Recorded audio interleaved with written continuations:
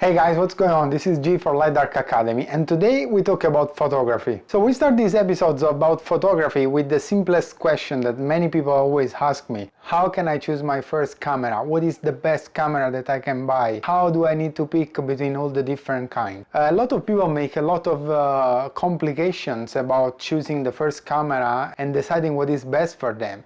In reality, it's really simple, and I'll try to explain you what are the main features of cameras and why would you buy one camera kind instead of another one. There are, I would say, three main features you need to consider when buying a camera, and these are related to what you do with this camera, because obviously cameras are made for specific targets as well. And even if you take into account, for example, the Nikon brand, inside the Nikon brand there is different cameras for different genre of photography or different need that each photographer has. So the first thing that we want to understand is that the main component of a camera is its sensor. The sensor is what is in charge of capturing the light that goes through the lens and then onto the sensor itself. The size of the sensor directly affects the performance of the camera at many different levels. I will get into the detail in later videos. For now, let's just be generic. Just want to give you the main points that you need to understand in order to make a right choice for you. The main thing that changes with the sensor size is the amount of noise that the images that you are capturing will have.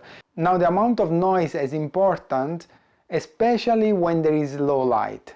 I will do a video about how exposure works so that you understand exactly what I'm talking about. But what you need to understand is that if you are shooting in situations where there is lack of light, like maybe inside a house or at night, the size of the sensor will greatly affect how your images look. A bigger sensor, in fact, is generally cleaner than a smaller sensor. If you are doing a lot of video, for example, and you want to buy a camera, a DSLR, you want to know that if you are buying a camera with a smaller sensor, it's very likely your low light performance will be affected by that. Now, it's also true that in these days there are smaller cameras with smaller sensors that are very, very good in low light. They cost quite a bit still, but they are very, very good. The technology in this sense in the last 5-10 years has grown a lot, and now you can buy smaller cameras that are so sensitive, whose sensor is so sensitive that basically you can shoot out there in low light at night and still don't feel too bad about the noise that the images capture. So if you are planning on shooting night photography or night video, or you're planning on shooting indoor without artificial lighting, or you are planning to do reportage, for example, where in a lot of situations you can't really put lights in the scene and you have to use the ambient light, then your sensor is really important, because you will need as high a sensibility as possible from your sensor in order to capture images that look good with less noise, because also the noise creates problem in the amount of sharpness that the image has, the amount of detail that the camera captures, and basically you lose quality overall on the image. The second most important thing of your camera is how fast you need the camera to be. For how fast, there are two main things. First of all, autofocus.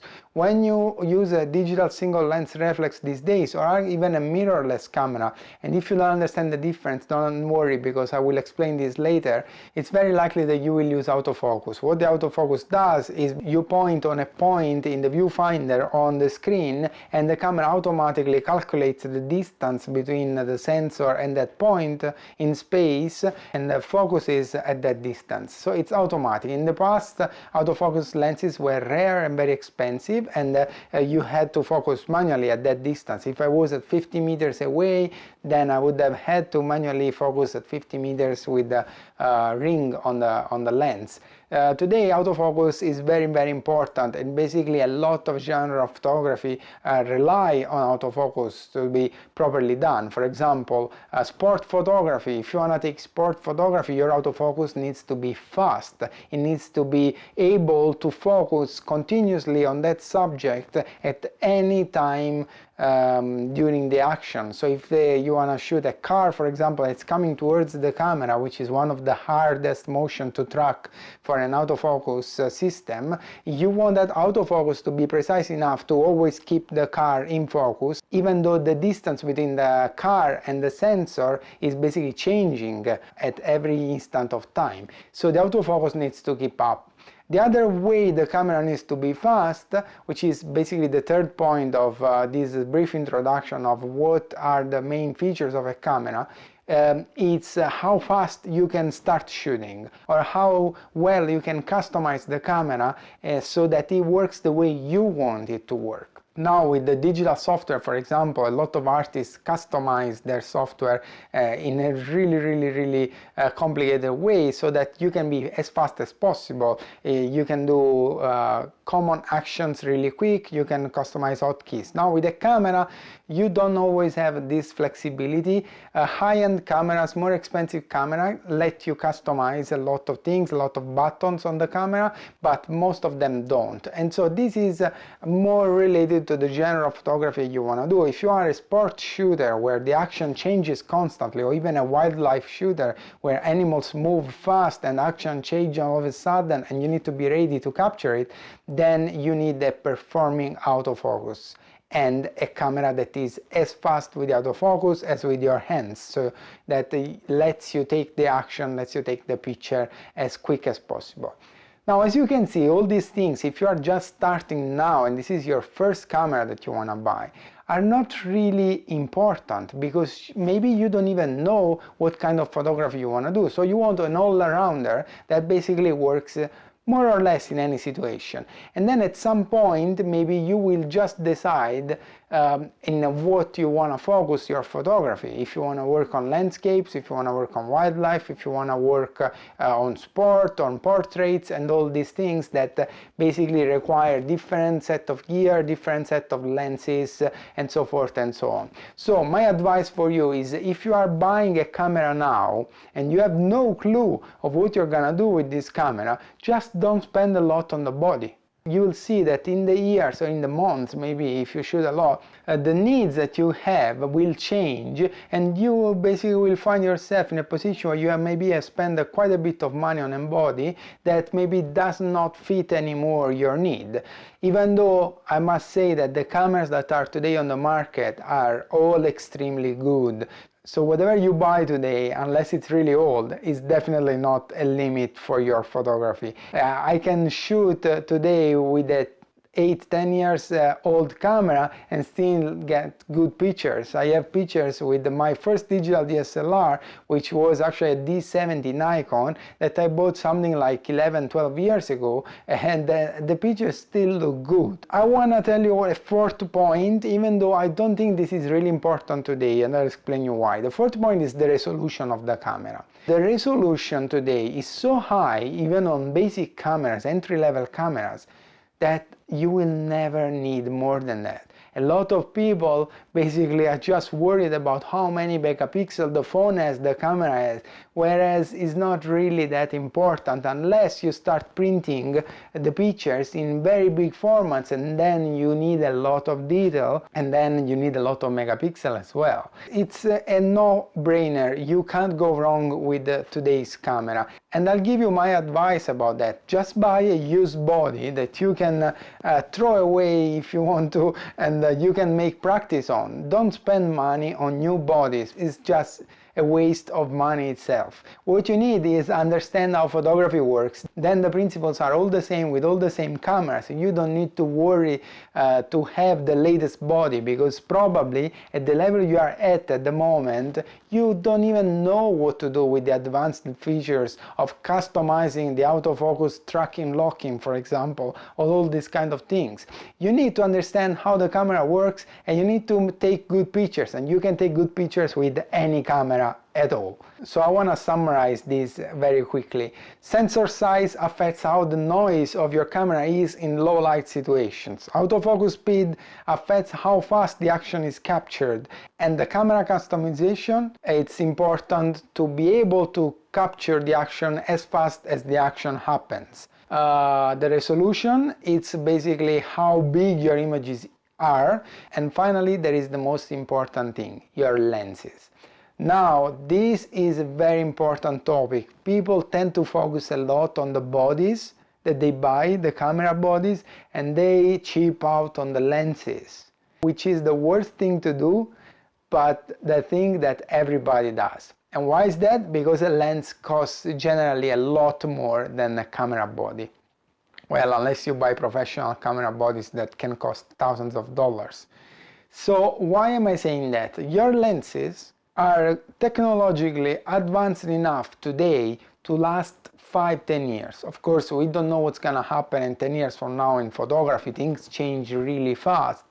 But still, that doesn't mean that you will want to change with the technology changing. You might keep your camera and shoot for the next 3-4 years without any problem. And your lenses are the ones that really affect the quality of your image. A body today has enough resolution, whatever it is, Canon entry level, Nikon entry level, Sony entry level, they have enough resolution for you to get good pictures, but the quality of the lens is what makes it different, artistically and also in terms of sharpness, so technically, and also in terms of beauty of the image. Each lens has a different characteristic, it looks different. If you take 200mm lenses, for example, of different brands, quality will not be the same. The size of your sensor also affects the quality of the defocused area of your image. So if you see some macro pictures, now you can do this with the phone as well. With some phones you have the possibility of focusing very close on something and everything else is defocused, is blurred, is not clear, and that is depending also on the sensor size and on the lens capabilities. It's really important that you invest your money in the lenses and not on your bodies. I can use on my Nikon body lenses that have 10 years. They still work. Obviously, in all these years, the lenses have become a lot better, the quality is a lot better, and they are sharper, but also because the resolution of today's cameras has increased a lot, and so the lenses had to keep up. There has been a few years where the sensors were too high resolution compared to the lenses. The lenses couldn't resolve the sensor, and so basically the images were blurrier, were less sharp than what they should have been, because the sensor had all these pixels, but the lens didn't quite resolve all these pixels. This is more of a technical talk that we will do in a later video.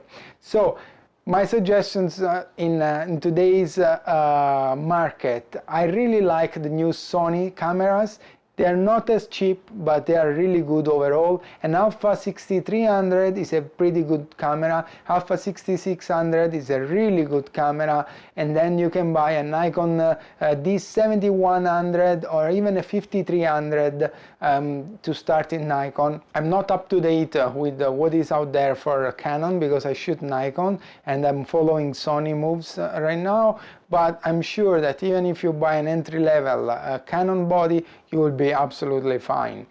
Define your target of photography, what you want to do with photography. Maybe you want to do portraits.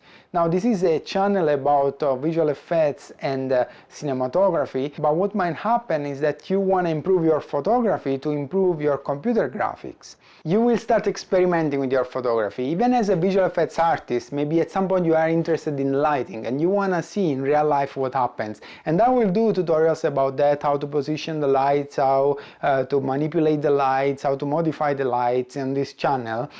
Because I think it's really important that as a 3D lighter you have done some of this stuff as well. But anyway, you will start experimenting with your lights and then you will start adding the flash and then you will want to try different optics, a different angle, a different perspective. So it's a game that changes and changes and changes while you grow your skills and you improve your techniques. Alright, there is one more thing that is important that you need to consider, which is portability. What size of camera are you willing to bring with you? This is a D800 full frame sensor. The sensor is one of the biggest you can get before going to a different level of camera, which is the medium format camera. And this one is a pocket camera. which does pretty good for what it is. So obviously you can see the difference in size and in weight is pretty damn big. So today you have a lot of different options. First of all, you have your phone. The phone today takes pretty damn good pictures, and now you can shoot RAW as well. So what are you willing to bring with you also determines your choice. You have to decide how much gear you want to carry with you. The big cameras are heavy, the lenses for those cameras are big as well. The quality is very high, but there is a trade-off there, which is the portability. For me, it's not a really important factor because for me, quality is the main thing. But today's mirrorless are really small, and they also have decent quality lenses. And you know, to bring every day around with you, I think it's the best options. So what I think you should do is you have to buy a used camera body that does not have a lot of actuation, a lot of clicks, and then spend your money on a lens. You can buy a 50mm lens that doesn't cost too much, in the order of $200, that takes pretty good pictures. In Nikon there is a 50mm 1.8 that is an amazing lens and is so cheap, and the older model is even cheaper than that, and it takes great pictures, very sharp. You cannot outperform that lens. It's really good and cheap. And then if you have more money, you can buy a 24mm lens, which is more a wider lens. Maybe you want to do more environmental shots, or a 35mm lens, which is not as extreme as a 24, but basically you can use that for group people. And then in another video I'll go through each focal length, what each focal length is best used for. But buy used body, buy these two lenses, and then learn to basically train your vision, your brain, into finding different angles. At some point, if you buy a fixed lens instead of a zoom, and you use that constantly, your brain will be trained to pre-visualize in your mind what the angle will look like. And this is gonna give you a great opportunity also as a 3D artist, because your brain will see things in a different perspective even before you move the 3D camera, and you will know exactly how the shot works even before start working on the 3D software. I think you have to evolve with your photography, as well as with your 3D software, as well as with your watercolors and pencils. And the first mistake that a lot of us have done at the beginning of our careers is to think that the gear makes a difference, that without that specific thing you can express yourself. That is wrong. I can tell you right now, there are very few things that limit your creative abilities, and this is definitely not the body you have for your camera when you're starting, and not the cheaper lens that you can buy right now. Get out there and take pictures constantly, every day, every hour. Take always pictures. Don't sit on the fact that you cannot buy more expensive gear. So guys, I really want to thank all the people that have subscribed to this channel. It's slowly growing and I'm really happy about that. But please share these videos and comment them. I need your input on which other topic you want to know more about, and I would really like to start a conversation on all these things. I know it takes time, but please share these videos with your friends and subscribe to this channel, and come back soon. I'll be online again with another video. Bye.